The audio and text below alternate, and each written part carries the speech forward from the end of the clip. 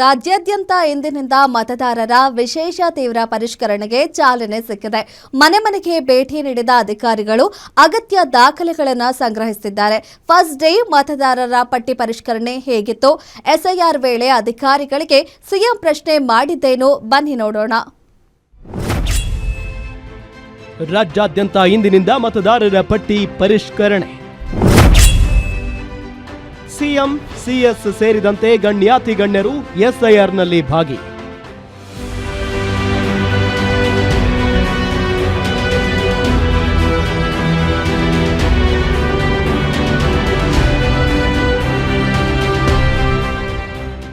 ದೇಶಾದ್ಯಂತ ಭಾರಿ ಸದ್ದು ಮಾಡಿದ್ದ ಎಸ್ಐಆರ್ ಅಂದ್ರೆ ವಿಶೇಷ ಮತದಾರರ ಪಟ್ಟಿ ಪರಿಷ್ಕರಣೆಗೆ ರಾಜ್ಯದಲ್ಲಿ ಚಾಲನೆ ಸಿಕ್ಕಿದೆ. ಎಸ್ಐಆರ್ ಜವಾಬ್ದಾರಿ ಹೊತ್ತ ಬಿಎಲ್ಒಗಳು ಪ್ರತಿ ಮನೆಗೆ ತೆರಳಿ ನ್ಯೂಮರೇಷನ್ ಫಾರ್ಮ್ ವಿತರಣೆ ಮಾಡುವ ಕೆಲಸ ಮಾಡ್ತಿದ್ದಾರೆ.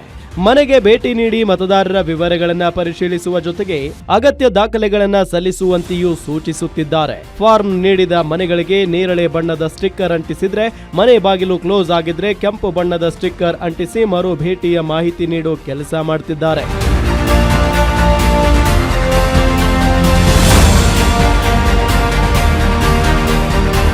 ಎಸ್ಐಆರ್ನಲ್ಲಿ ಸ್ವತಃ ಸಿಎಂ ಡಿಕೆಶಿ ಭಾಗಿಯಾಗುವ ಮುಖೇನ ರಾಜ್ಯದ ಜನತೆಗೆ ಸಂದೇಶ ಸಾರೋ ಕೆಲಸ ಮಾಡಿದ್ರು.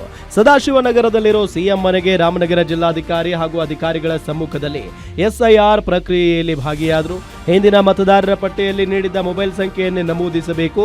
ಹೊಸ ಸಂಖ್ಯೆ ಸೇರಿಸಲು ಅವಕಾಶ ಇದ್ದು ಪ್ರತಿಯೊಬ್ಬರೂ ಎನ್ಯುಮರೇಷನ್ ಫಾರ್ಮ್ ಭರ್ತಿ ಮಾಡಿ ಸಲ್ಲಿಸುವಂತೆ ಸಿಎಂ ಮನವಿ ಮಾಡಿದ್ರು. ಇವತ್ತಿನಿಂದ ಸ್ಪೆಷಲ್ ಇನ್ಸೆಂಟಿವ್ ಡಿವಿಷನ್ ಎಸ್ಐಆರ್ ಮತದಾರರ ಪರೀಕ್ಷಣೆ ಇವತ್ತಿಂದ ಪ್ರಾರಂಭ ಆಗಿದೆ. ನನ್ನ ಮನೆಯಿಂದಲೇ ನಮ್ಮ ರಾಮನಗರ ಇಲ್ಲಿ ಕೆಲಸ ಮಾಡ್ತಿರುವಂತ ನಮ್ಮ ಬೆಂಗಳೂರು ದಕ್ಷಿಣ ಜಿಲ್ಲೆಯವರು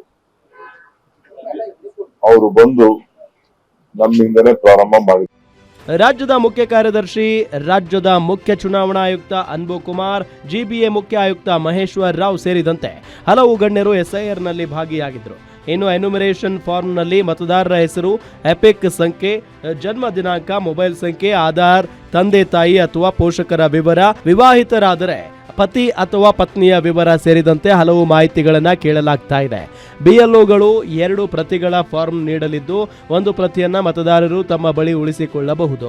ಫಾರ್ಮ್ ಜೊತೆಗೆ 11 ಮಾದರಿಯ ದಾಖಲೆಗಳಲ್ಲಿ ಯಾವುದಾದರೂ ಒಂದನ್ನು ಸಲ್ಲಿಸಬೇಕು. ಜನನ ಪ್ರಮಾಣ ಪತ್ರ, ಪಾಸ್ಪೋರ್ಟ್, ನಿವಾಸ ಪ್ರಮಾಣ ಪತ್ರ, ಶೈಕ್ಷಣಿಕ ಪ್ರಮಾಣ ಪತ್ರ, ಜಾತಿ ಪ್ರಮಾಣ ಪತ್ರ, ಕುಟುಂಬ ನೋಂದಣಿ, ಸರ್ಕಾರಿ ಗುರುತಿನ ಚೀಟಿ ಸೇರಿದಂತೆ ಹಲವು ದಾಖಲೆಗಳನ್ನು ಮಾನ್ಯವೆಂದು ಚುನಾವಣಾ ಆಯೋಗ ತಿಳಿಸಿದೆ. ಅಕಸ್ಮಾತ್ ಫೋಟೋ ಕ್ಲಿಯರ್ ಇಲ್ಲ ಅಂದ್ರೆ ದಯವಿಟ್ಟು ತಮ್ಮ ಹೊಸ ಫೋಟೋವನ್ನ ಇಲ್ಲಿ ಸರ್, ಈಗ ಸ್ಟೇಟ್ ಅಲ್ಲಿ ಅನ್ಮ್ಯಾಪ್ಡ್ ಆದಂತಹ ಕೇಸ್ಗಳು ಎಷ್ಟು ಸರ್? ಅನ್ಮ್ಯಾಪ್ಡ್ ಅಂದ್ರೆ ಮಿಸ್ಸಿಂಗ್ ಅಂತ ಇಲ್ಲ. ಈಗ ಶ್ರೀಮತಿ ಅವರು ಕೂಡ ಅವರ ಒಟ್ಟಿಗೆ ಸೊ ಹಾಗೇನೇ ಅವರ ಮಗನೂ ಕೂಡ ಇದ್ದರು. ಈಗ ಕರ್ನಾಟಕ ರಾಜ್ಯದಲ್ಲಿ 5,54,00,000 ವೋಟರ್ಸ್ ಇದ್ದಾರೆ. ಅದರಲ್ಲಿ ನಾವು 5,9,00,000 ವೋಟರ್ಸ್ ಅನ್ನ ನಾವು ಮ್ಯಾಪಿಂಗ್ ಮಾಡಿದೀವಿ. ಯಾರ್ಯಾರ್ದು ಮ್ಯಾಪಿಂಗ್ ಆಗಿಲ್ಲ ಅವ್ರದ್ದು ಮ್ಯಾಪಿಂಗ್ ನಡೀತಾ ಇರ್ತದೆ. ಮ್ಯಾಪಿಂಗ್ ಆಗದೆ ಇದ್ದರೂ ಸಮೇತ ಈ ಎನ್ಯುಮರೇಷನ್ ಫಾರ್ಮ್ ತಮ್ಮ ಮನೆಗೆ ಬರ್ತದೆ. ಅದರಿಂದ ಮ್ಯಾಪಿಂಗ್ ಆಗಿಲ್ಲ ಎಂಬುದಕ್ಕೆ ಎನ್ಯುಮರೇಷನ್ ಫಾರ್ಮ್ ಬರಲ್ಲ ಎಂಬ ಡೌಟ್ ದಯವಿಟ್ಟು ಯಾರಿಗೂ ಇರಬೇಕಿಲ್ಲ. ನಮಸ್ಕಾರ. ಇವತ್ತು ನಮ್ಮ ರಾಜ್ಯ ಕರ್ನಾಟಕದಲ್ಲಿ ಎಸ್ಐಆರ್ ಪ್ರಕ್ರಿಯೆ ಪ್ರಾರಂಭ ಆಗಿದೆ. ನನಗೆ ನನ್ನ ಮನೆಗೆ ಭೇಟಿ ಕೊಟ್ಟು ನಮ್ಮ ಬಿಎಲ್ಒ ಶ್ರೀನಿಧಿ ಅವರು 3 ಫಾರ್ಮ್ಸ್ ಅನ್ನ ಕೊಟ್ಟಿದ್ದಾರೆ. ಇದಕ್ಕೆ ಒಂದು ಡುಪ್ಲಿಕೇಟ್ ಫಾರ್ಮ್ನಲ್ಲಿ ಅವರು ಈಗಾಗಲೇ ನನ್ನ ಸ್ವೀಕೃತಿ ಪತ್ರವನ್ನು ಸಹಿ ಮಾಡಿಸಿದ್ದಾರೆ. ಅದರಿಂದ ನಾನು ಆ ಫಾರ್ಮನ್ನು ಸ್ವೀಕರಿಸಿದೆ ಅಂತ ಹೇಳಿ ಅವರ ಹತ್ರ ದಾಖಲೆ ಇರುತ್ತೆ.